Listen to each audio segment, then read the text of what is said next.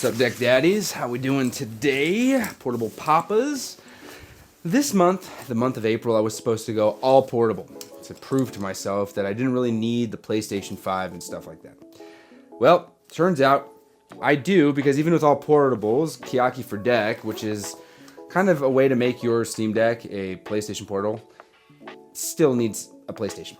Well, as far as portables are concerned, you guys know how I feel. And the reason why I like portables in general is because I can play them anywhere I want. You know, I have my Nintendo Switch, which I keep on me wherever I go. I have the wonderful and incredible Steam Deck, which I use almost all the time. I mean, right now we're playing Sandland on this thing. I love this thing. I use it everywhere in my house. And I want you guys to notice the word I just used, or the phrase, everywhere in my house. The primary place that I play this is in my home. I am a work-from-home dad, a stay-at-home dad, and getting around and going out really only happens when I'm going on play dates with my kids and other parents and their kids. And so gaming out on the go is very, very unlikely for me. It can happen, it certainly can, but gaming on the go just doesn't happen as often. And if I'm out there on the go, the likelihood of me getting into a long gaming session is few and far between. As I said, in April, I wanted to do the all-portable thing, but I failed because of my yearning to play my PlayStation 5. Well, I thought about it, and I was gifted something, and I want to know, really, before I even try Kiyaki for Deck, how viable is this as an option? This is touted as one of Sony's biggest failures, as we see plenty of reviewers talking crap on it, but I'm looking at this months down the line, and I'm curious, is this truly as big of a failure as it was shown on the internet? I don't know. I certainly want to unbox it. Let's go do that. Now, 5 months ago, I did have a pre-order put in. There's a little crack on the box for this PlayStation Portal. Not this one particularly, but a PlayStation Portal. At the time, I was kind of going through things. I didn't know if the whole console thing was going to work out for me, and I was just dealing with a lot of other stuff when it came to my console gaming needs. Also, I saw reviews about it and realized this thing is kind of a flop, and it was very uninteresting to me. I regretted that decision, because ever since the release of this, I've been wanting to get my hands on it and try it, and not until 5 months later did I actually find one. Now, this was given to me. I did have to purchase it, but it was a reimbursed purchase, and I got it on Best Buy's website. I was able to get it for the full price, $200, and I was able to get an actual one. This is a remote player. That's what it says. This is a kind of cool unboxing thing.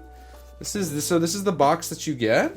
I like unboxing stuff. The whole process of it is something that I find to be quite special. So if we're looking right here, we have little folding things. I'll tell you right now, with this little pull-out tab, they have done more in regards to the unboxing process for the PlayStation Portal than they ever did for the PlayStation 5. I don't know if you guys know this, or if you have a PlayStation 5. The unboxing whole thing for it was complete and utter garbage. It was literally just one of the worst unboxing experiences I have had. Quick side note, the very reason why I looked into getting one of these was because of Final Fantasy VII Rebirth, and well, if you would like to support the channel, we might have made a shirt that might remind you of something a little special. So that's linked below. The reason why this is even here is because I like playing video games portably.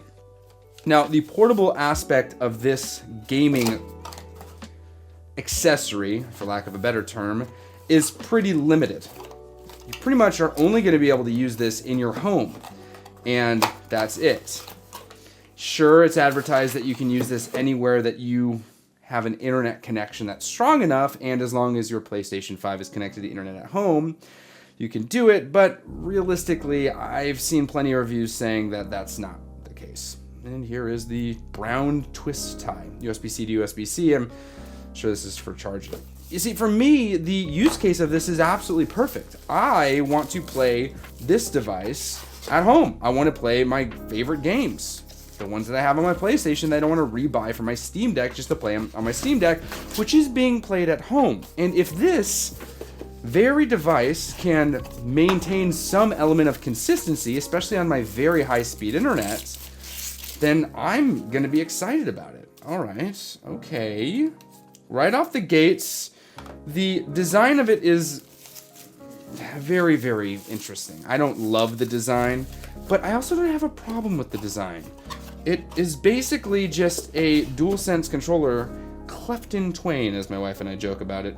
Now there is no, there's no touchpad, which is fine. I don't know if they're gonna put a touchpad somewhere else, but if I remove this sticker, there is the very display itself. Beautiful, he says as he unboxes the device that's been unboxed by just about every creator out there. Hey, I'm late to the game, it's fine. Again, the main purpose of this is I don't love being in my office all the time. I don't love being tied to this room, and if this allows me to leave my office and still play my games, I'm very much so excited. Now, my excitement for this is going to be short-lived if this device ends up not fulfilling the promise, which is allowing me to play games in a fashion that are somewhat stable. The promise is, as long as you have a good internet connection, you should be able to have a stable gaming experience. Now, I'm going to plug this in to get it booted up and see what the setup process is like, and hopefully take you guys along the ride for that.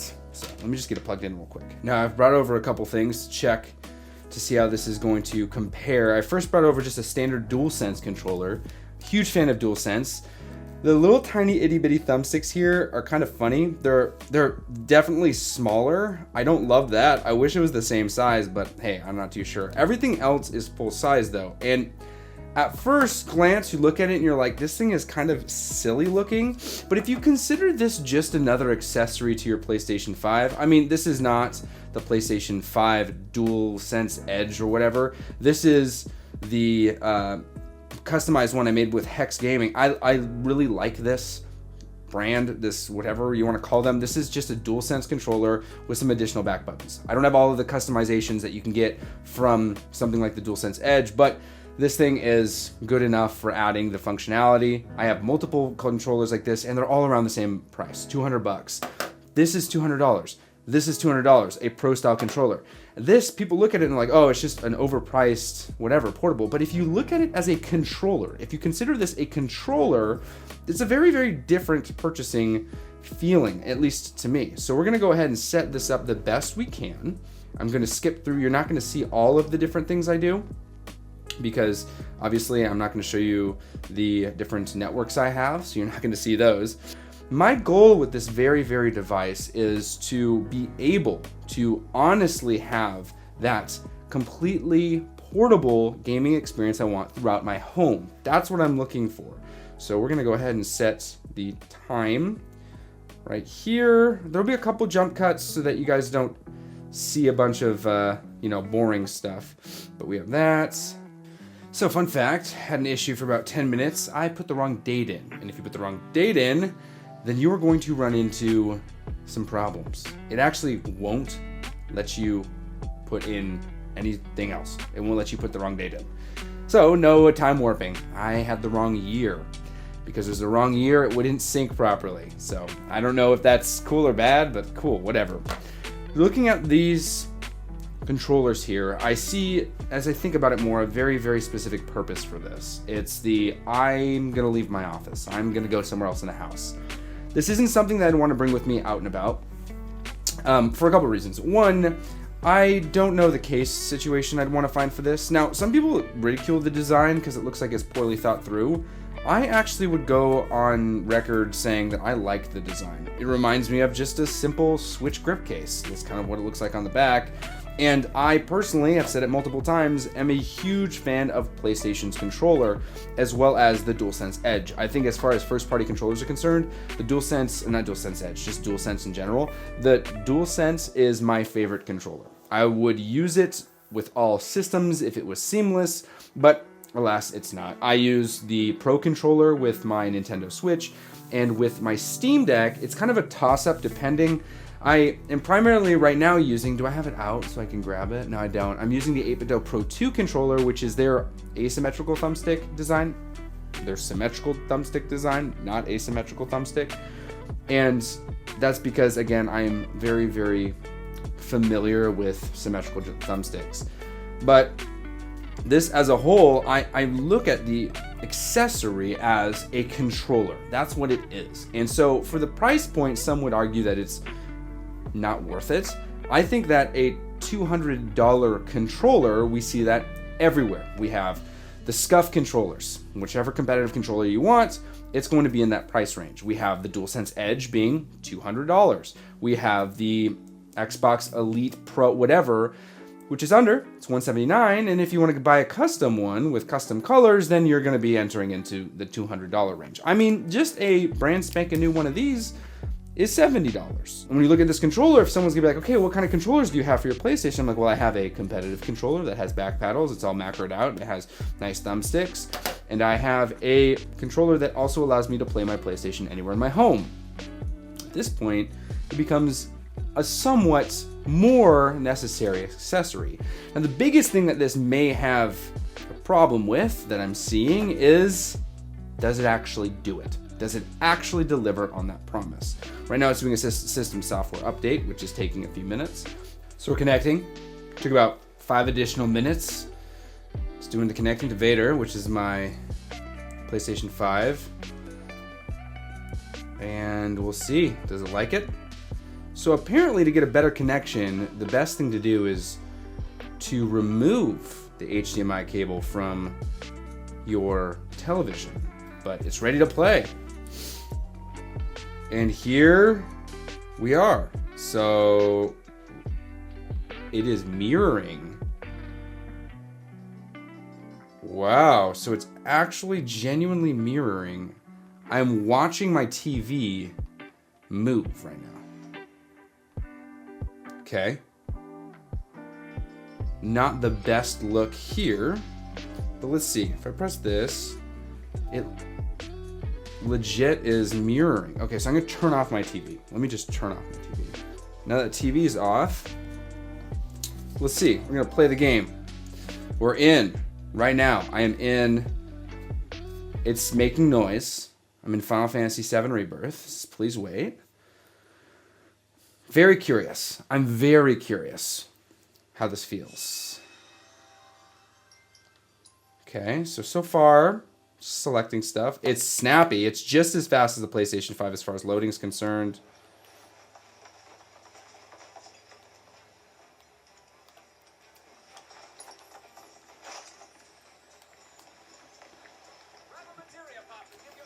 Wow. Okay. Well, I'm going to have to do a lot of testing. My goal for the next week is to see, is this really a viable option? Can I really enjoy my games this way? So I really want to see how good is this. No more PlayStation 5 as my main. This is my household main, which is the very purpose of this. I have no intention of taking this out and about. I don't want to. This is allowing me to not unplug my PlayStation 5 and transfer it to a different room to use it, to use the big giant display that's on it. It's just to use this. And when I'm just looking at this right now, this is a very, very compelling offer. Now, I have a lot of questions on the functionality and how this is going to work long term, but we're going to have to find out. So far, very good experience. Very good experience. We're just going to have to see. So, welcome to Sundays. Sundays are going to be full, regular videos, no cups, just talking and figuring something out. And we'll see next Sunday what this is like. I'll see you in the live streams and I'll see you in the cups. But as always, happy gaming.